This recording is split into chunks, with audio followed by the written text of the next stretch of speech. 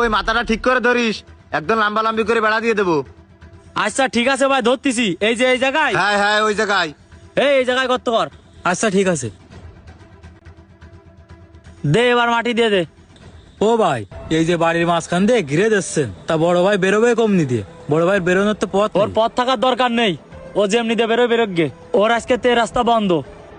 কিডা কোন পাশটা বেরোলো ওটা তোর দেখার দরকার নেই, তোরে কাজে নিয়ে আসি, তুই কাজ কর। ওই পাশে খুঁটি পোতায় গেলি, এই পাশে নিয়ে চলে আয়, এমনি আড়াআড়ি ঘিরে দেবো। আচ্ছা আসতেছি।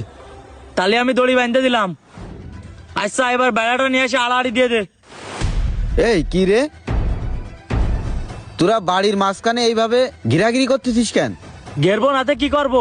আর এভাবে কতদিন থাকবে? আমার জায়গাতে আমি পাঁচিল দেবো। এই তোর জায়গা মানে? আমাদের আব্বা এখনো বাইসে রয়েছে, আর আব্বা বাইসে থাকতে তোকে জায়গা হয় কি করে? আরে তুই এত বড় বড় কথা করছিস কেন? আব্বা আমাকে 2 বার নামে জমি লিখে দিয়েছে। আব্বা তোকে দুইজনের নামে জমি লিখে দিয়েছে মানে? হ্যাঁ আব্বা লিখে দেছে, তুই পারলে আব্বারে ডাক দে। শোন, আব্বা লেখে না দিলে আমরা মাঝখান থেকে এমনি এমনি আরে ঘেরাঘেরি রাখ তোর করতেছি। গিরাগিরি, এসব মিয়া ভাই ভালো হবেন না কিন্তু এই এবার। মিয়া ভাই, তুই কিন্তু এই জায়গা বাড়াবাড়ি করতেছিস, বেশি বাড়াবাড়ি করিস নে। বেশি বাড়াবাড়ি করলে কিন্তু এই জায়গা কিছু একটা হয়ে যাবে না। কিছু একটা হয়ে যাবেন মানে? এই কি হবে নে? তোরা বাড়ির উঠোনের মাঝখান দিয়ে ঘিরাঘিরি করতেছিস, আমি আমার বাড়িতে বেরোয় রাস্তায় উঠবো কি করে? তুই রাস্তা উঠবি কি করে ওইটা তো আমাকে দেখার বিষয় না।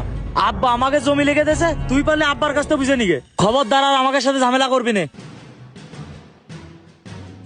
এ কি ব্যাপার? এ কি এস রে, তোরা থাম। কি হয়েছে মানে? তুমি কি কিছুই জানো না, নাকি সবকিছু জানিও না জানার ভান করতেছো? এ তুই কি করতে যাচ্ছিস রে? আর এই তোরা এখানে বাঁশ খুঁটি পুঁততেছিস কেন? আব্বা থামো, তুমি নিজেই ওকে জমি লিখে দিয়ে এখন আমার সামনে নাটক করতেছো। তুমি কিছুই জানো না। এই জমি লিখে দিছি মানে? এই